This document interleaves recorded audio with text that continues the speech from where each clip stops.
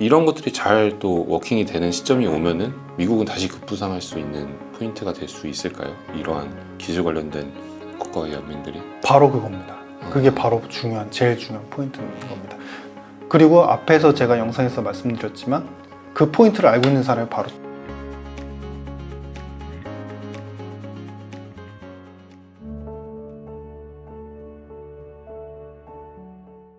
네, 박사님께서는 최근 중국과 미국, 이제 미국과 중국 좀 계속 전쟁 중에 있는데 이러한 둘의 전쟁에 대해서는 어떠한 의견을 좀 갖고 계신지 궁금합니다. 이게 중국이 이길 수 있을까? 과연 넘어설 수 있을까? 혹은 미국이 그냥 계속 눌러서 중국은 힘을 펴지 못할 것인가? 어떻게 좀 의견을 갖고 계십니까? 제가 이제 타 영상에서도 이런 이제 비슷한 말씀을 드렸었는데 이번 영상을 통해서 좀 깔끔하게 정리를 해드리겠습니다. 좋습니다. 그러니까 뭐냐면 이건 누가 싸워서 이기고 지구의 문제가 아닌 것 같습니다. 그러니까 핵심은 뭐냐면 중국이 여러 가지 이제 에너지 관련돼서 위안화로 결제를 하기로 하고 그것을 갖다가 그 힘을 기반으로 해서 다른 이제 신흥국들까지도 이제 끌어들이는 어느 정도 앞서서 우리가 말씀을 나눴던 것처럼 미국의 어떤 달러 패권의 질서에 동조해서 왔지만 항상 외채 문제나 이런 것들 때문에 힘들어질 때 도와주지 않았다. 그거에 대한 불만들을 많이 갖고 있는 국가들이 사실 자기들끼리 한번 합심을 해보려고 했어요. 아르헨티나가 대표적으로 아까 이제 전 영상에서 이제 확인해 보시면은 항상 미국의 외채 문제를 떠안고 있었는데 항상 원조를 제대로 받은 적은 없었고 미국 금융기관들한테 압박을 받고 핍박을 받았지 않습니까? 근데 그러니까 아르헨티나 같은 경우 그러니까 너무 힘드니까 아예 브라질한테 그 남미 국가들끼리 뭉쳐가지고 근거리에 있는 미국과의 교역 관계가 나쁘지 않음에도 불구하고 그들끼리 뭉쳐서 사우스 달러를 만들자 이런 제안까지 했었어요. 그만큼 대용적인 통화 자신들의 어떻게 보면은 나라 살림을 잘 못해서죠. 재정 적자가 많으니까 부채를 끌어야 되고 부채를 끌어야 되다 보니까 결국엔 달러 빚에 의존하고 그것 때문에 해소되지 않는 미국의 패권 종속적인 그런 관계 때문에 힘들었던 나라들이 위안화로 무언가를 하려고 하는 움직임에 편승을 할 수밖에 없었죠. 왜냐하면 이거는 위안화가 좋아서가 아니라 자신들이 달러에서 벗어나야지 이런 외채에 대한 문제들을 갖다가 리스크를 좀 해소할 수 있지 않을까 이런 생각들이 많은 겁니다.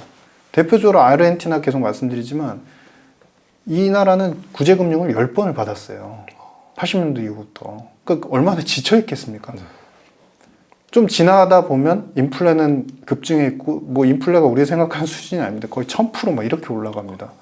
그리고 좀 이따 구제금융 받고 그 기간 동안에 국민들은 계속 압박당하고 그래가지고 세금 올리려고 하면 재밌는 거는 이제 부자들은 도망가고 그러니까 이러한 이제 답이 보이지 않는 이제 그런 여러 가지의 트릴레마 속에서 있었던 국가들이 중국 쪽에 이제 편승하려는 움직임을 많이 보이고 있는 것이고 미국은 이제 그러하다 보니까 이 편승되는 국가들이 대부분 이제 러시아 포함하게 되면 중국과 원자재 대부분의 국가들이거든요. 그러니까 이런 원자재에 대한 부족 결핍에 대한 부분들을 결국에는 이제 미국이 테크 쪽으로 이제 기술 쪽에 대한 압박과 제재를 통해서 계속적으로 하지 말아라라는 것이고, 그러니까 그런 기술들이 이제 말은 안보적인 위협이 되기 때문에 리스크 요인이 되기 때문에 중국에는 이런 것들을 반도체, 시스템 반도체 이런 것들을 팔아서는 안 된다라고 하는 것이고, 그러면은 이제 첫 번째 여기서 나타나는 앞으로의 미래 현상에 대한 임플리케이션 첫 번째는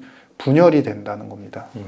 분열이 되고 분열이 된다는 의미는 기본적으로 두 번째 말씀을 드리면은 더 이상 전 세계의 그동안의 가치 사슬적으로 생산과 산업이 발전했던 것들이 이제는 큰 틀에서 모두 다 생산이 되고 모두 다 이제 가치가 이제 증분이 되면서 가치 사슬이 좋아져서 새로운 상품이 만들어지고 기술이 더 진보되고 그것이 실생활에 이제 그 상용화되는 그런 것들이 굉장히 더뎌지고 늦어지고 특정한 분야 같은 경우는 아예 그거 끊길 수도 있다라는 것이고요.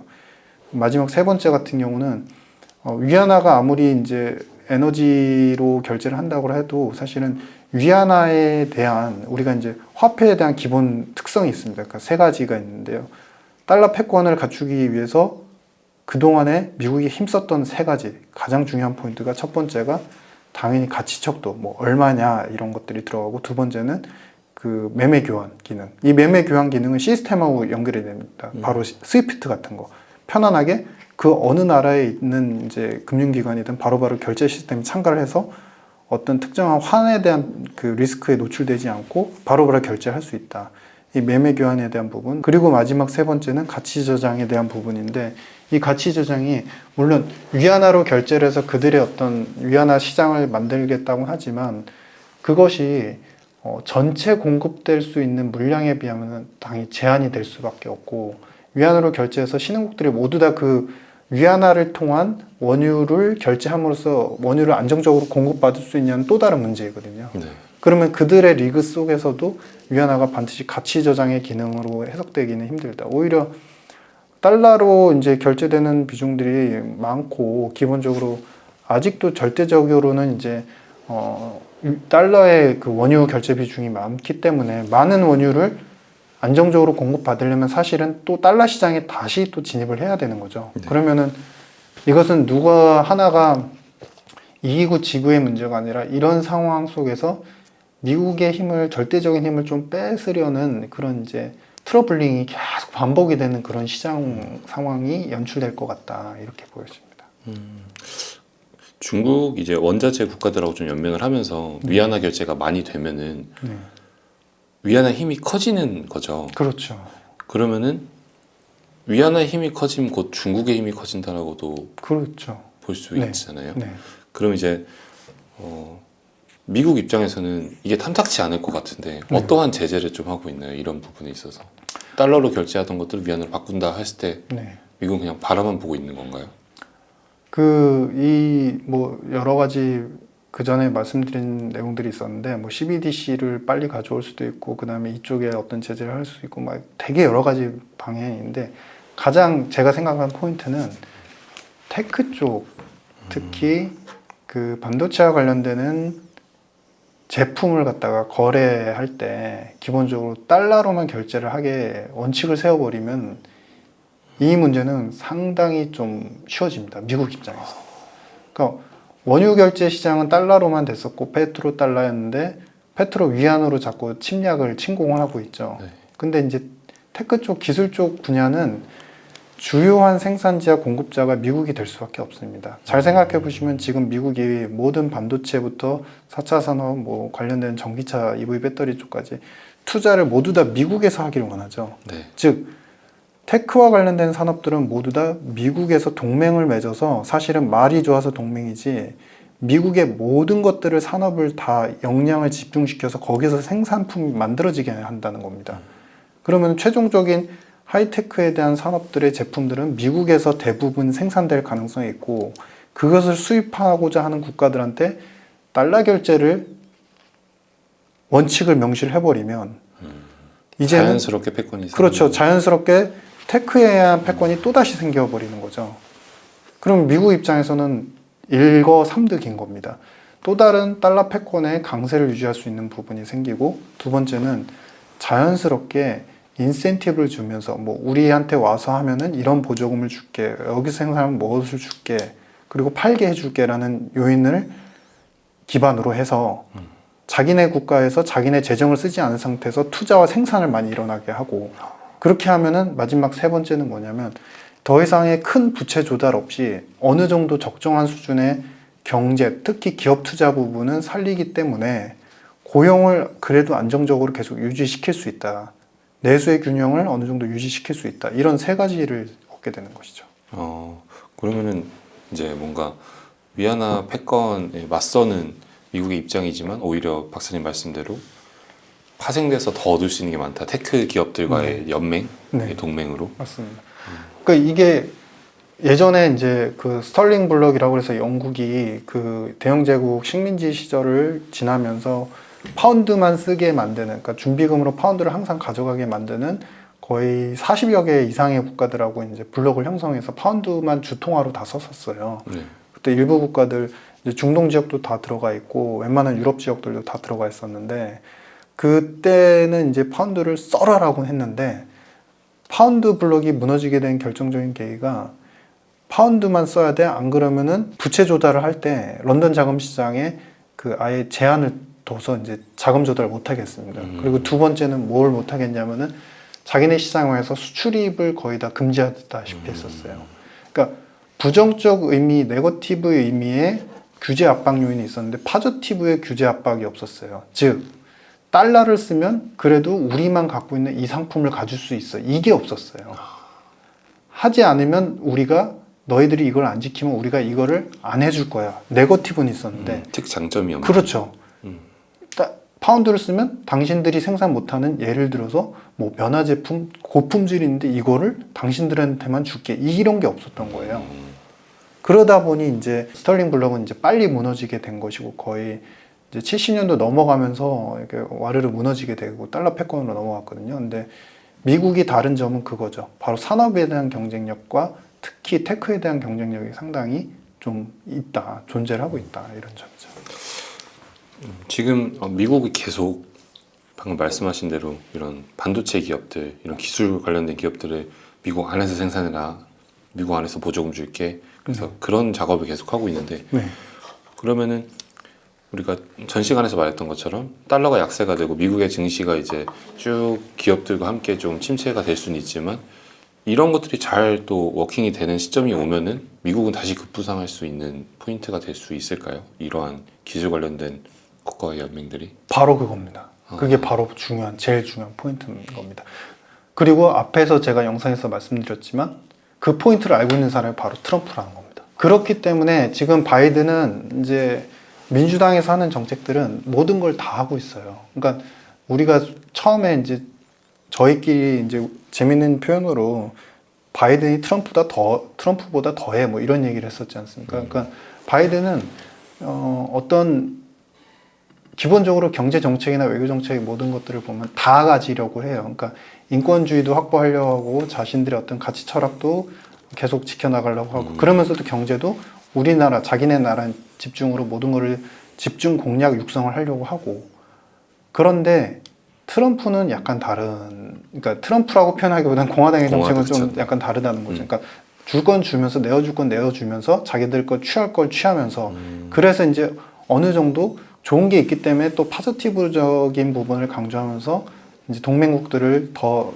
이제 연합시키려는 더 이제 끌어가려는 그런 패턴인데 지금 이렇게 투자의 부분이 지금은 미국이 이제 바이든이 외치는 것들은 굉장히 네거티브 이슈가 많았었고 만약에 많게 진행이 되고 있고 근데 차후에 이제 공화당이 어느 정도 한목적적인 합리적인 정책들을 취한다고 한다면 사실 제일 이제 가능성이 있는 게 뭐냐면 만약에 뭐 당장 가능하진 않겠지만 사회보장 지출을 줄이면서 그들의 적자 문제를 좀 해소하고 물론 이제 이거를 민주당이 반대하고 있습니다. 그래서 이제 부채 한도 협상이 안 되는 거거든요. 이제 과도한 재정 지출에 대한 부담을 요소를 줄이고 그다음에 두 번째는 그동안에 이제 진행이 거의 되지 못했던 이제 전통 산업 인프라에 대한 투자 지출들이 거의 다 이제 막혀 있는 상태인데 오히려 친환경 정책들 때문에 이제 전통적인 산업이라고 하면 우리가 소위 얘기하는 뭐 굳이 막 그 굴뚝 산업이라고 표현하기보다는 전통 이제 교각, 항만 뭐 이런 이제 인프라 시설들을 말합니다. 이제 이런 부분들에 대해서 집중적으로 그 부분은 투자를 하면 바로 생산이 일어나고 바로 돈을 버는 쪽이니까 바로바로 나오니까 그래서 그런 부분에 대한 생산성을 또 가져오고 그러면서 적정하게 연맹국들한테 그러니까 연맹이라기보다는 이렇게 동맹으로 형성되어 있는 국가들 한국 포함해서 많은 국가들한테 베네핏을 주면서 투자를 또 이렇게 어느 정도 유치를 하고 이렇게 유도를 한다고 한다면 오히려 미국은 슬로프 자체가 어느 정도 약간 나이스하게 한번 이제 약간은 떨어질 것 같다가도 다시 이제 슬로프를 높일 수 있는 그런 가능성이 열려 있죠. 그렇기 때문에 제가 이제 앞에서도 말씀드린 바와 같이 이것을 무조건 불타 죽는 게임으로만 보면 안 된다. 이 불을 누군가가 통제할 수 있는 타이밍이 올 연말에서 내년 초 사이에 있을 수도 있다. 그 포인트를 봐야 된다. 이렇게 말씀드립니다.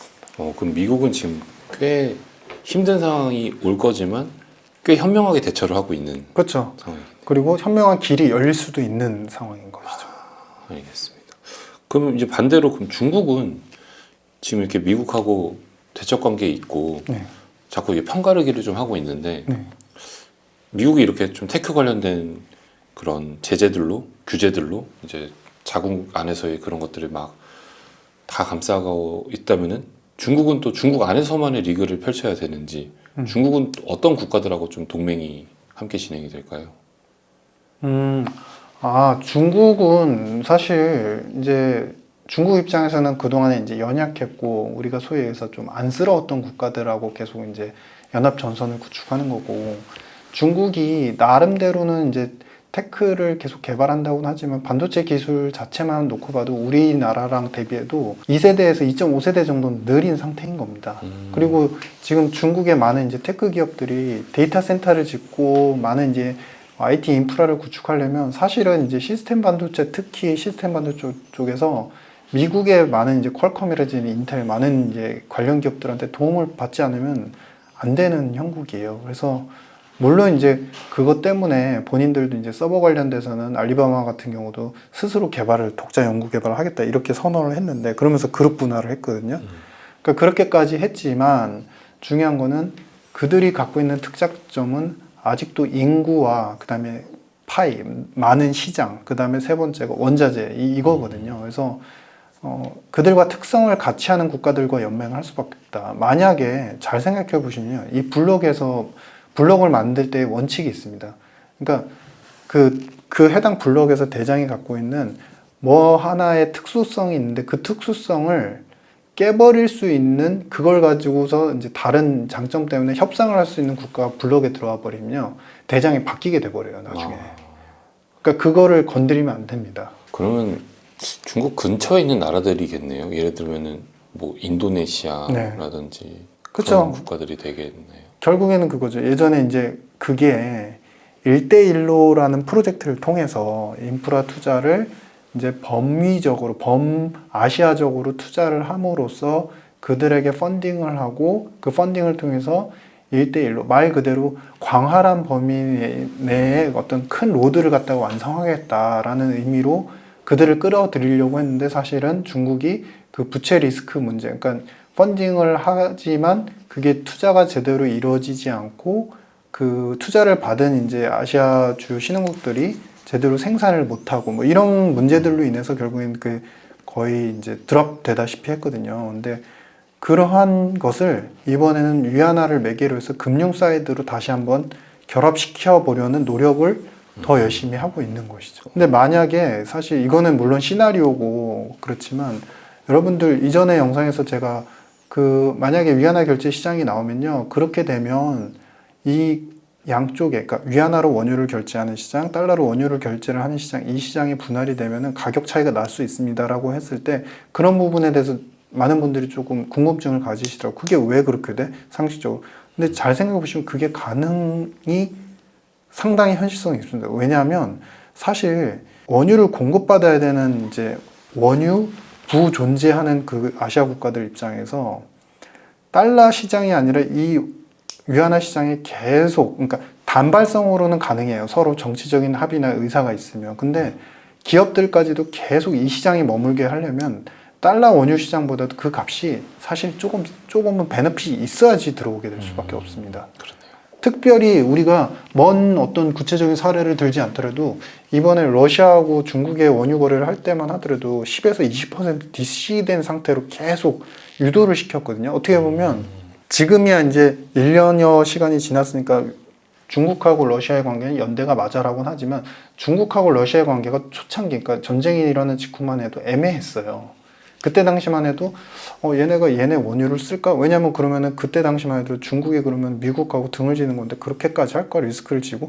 근데 베너핏이 명확했던 거죠. 10% 20% 싼 가격. 왜냐면 달러로 결제하는 시장에서 당장 100불 막 이러는데 그때 당시에 70불이면 싼 거였거든요, 사실은. 그러니까 그러한 베너핏이 지속적으로 발생을 해야 그래야지 이 아시아권, 그러니까 특히 위안화 원유 시장에서의 거래가 더 강화가 될 수밖에 없다. 그래서 그러한 부분들을 아마 중국 입장에서도 분명히 고려를 할 것이고 그것이 향후의 의제, 그러니까 오펙하고의 결제하는 데 있어서 그게 의제로 분명히 나올 수 있다. 이렇게 생각을 하고 있습니다. 네, 오늘 이렇게 유신익 박사님 모시고 또 글로벌 경제부터 부동산 얘기까지 잘 또 나눠봐왔습니다. 긴 시간 동안 많은 인사이트 나눠주셔서 대단히 감사합니다. 네, 감사합니다.